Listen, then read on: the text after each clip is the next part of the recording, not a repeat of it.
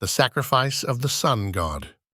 Quetzal stood atop the great pyramid of Tenochtitlan, the obsidian blade trembling in his grip as the sacred chants of the priests echoed around him, harmonizing with the soft hum of the restless city below, where thousands of devoted citizens waited with bated breath for the dawn that would follow the night's sacrifice, their whispered prayers floating upward like fragile threads binding them to the heavens. The chosen sacrifice, a young warrior named Tlahuic, knelt on the altar with solemn dignity, his painted body glowing faintly in the light of the moon, his gaze fixed on the stars as though he were already communing with the gods. Yet despite the familiarity of the ritual, Quetzal had performed many times before. An unease gripped him tonight, a heavy presence that seemed to coil in the air around him, making the blade feel heavier than ever before. As the moonlight dimmed behind a veil of swirling clouds, the brazier at the altar erupted with a sudden, furious blaze, its flames leaping skyward, and the earth beneath Quetzal's feet trembled, sending a ripple of shock through the gathered crowd below. The priests faltered in their chanting, and a tense silence descended as the winds swirled with unnatural force, extinguishing the torches and plunging the pyramid into an eerie half-light, broken only by the dancing flames of the brazier. From within the thick, twisting smoke, a shape began to emerge, and Quetzal, frozen with awe and dread, watched as the figure solidified into something otherworldly. A being of molten gold and fire, with a radiant headdress of shimmering feathers that seemed to pulse with their own heartbeat, his eyes burning with an intensity that pierced Quetzal to his core. It was Huitzilopochtli, the sun god, stepping forth in all his terrible glory. His presence so overwhelming that even the most fervent priests dropped to their knees, pressing their foreheads to the cool stone in reverence. "Do you know why the sun rises, mortal?" Huitzilopochtli's voice rumbled like thunder, the sound vibrating through Quetzal's very bones.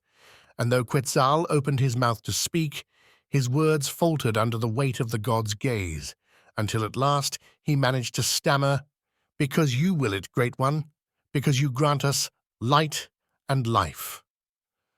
But the god's golden flames dimmed slightly, his gaze narrowing as though displeased, and he stepped closer, his voice sharper now. "And what fuels that light?"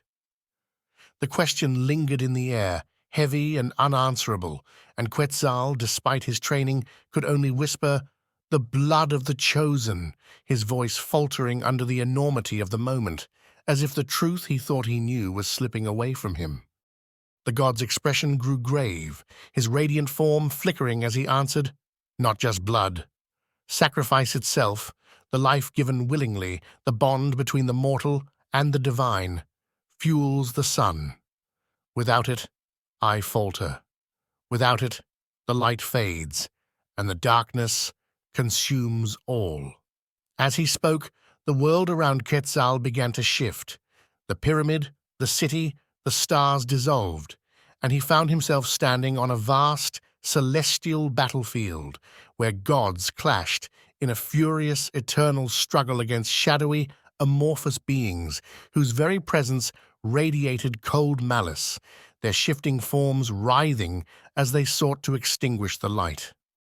Quetzal's eyes widened in horror as he watched Huitzilopochtli at the center of the fray, his blazing form wielding a serpent-shaped weapon of fire, striking down his enemies with arcs of blinding light. Yet with each blow, the god's flames dimmed, his steps growing heavier, as though the act of sustaining the light was draining him beyond measure. Above the battlefield loomed a vast, formless shadow, a void that devoured everything it touched, radiating a hunger so profound that Quetzal could feel its pull even from a distance, its cold darkness threatening to extinguish the sun itself. And in that moment, Huitzilopochtli's voice echoed in Quetzal's mind, resonant with sorrow and resolve. This is the truth, priest. The sun is not eternal. It must be fought for, sustained through sacrifice. The darkness is always waiting, always hungry, and without my light, your world would perish. Quetzal's heart ached as he witnessed another god, a luminous figure shimmering like moonlight, step forward into the fray. The figure, without hesitation, plunged into a roaring inferno, his body consumed in the flames, and from that fire erupted a brilliant light that banished the shadow and reignited the heavens, the first sun born from the ultimate sacrifice. As the vision dissolved and Quetzal returned to the pyramid, standing once more atop the altar beneath the weight of the god's presence, he felt the burden of the truth settle over him like a cloak. The blood spilled was not merely an offering, but a covenant, a promise to uphold the balance between light and darkness. "Do you see now?" Huitzilopochtli asked, his fiery gaze softer now, but no less piercing. "The sun rises only because we make it so. Without sacrifice, there is no light. Without light, there is no life." Quetzal, trembling, bowed his head, his resolve hardening even as tears filled his eyes, for he now understood the sacred duty that bound him to the divine.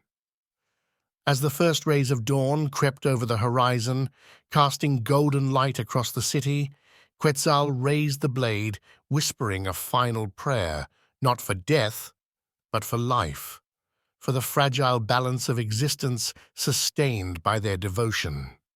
The blade fell, and the sun blazed brighter, a solemn acknowledgement of the sacrifice made in its name, as the people below erupted into joyous cheers. But Quetzal stood silently, gazing at the fiery orb rising in the sky, its brilliance both beautiful and blinding, as he whispered to himself, "We must never forget the cost of light."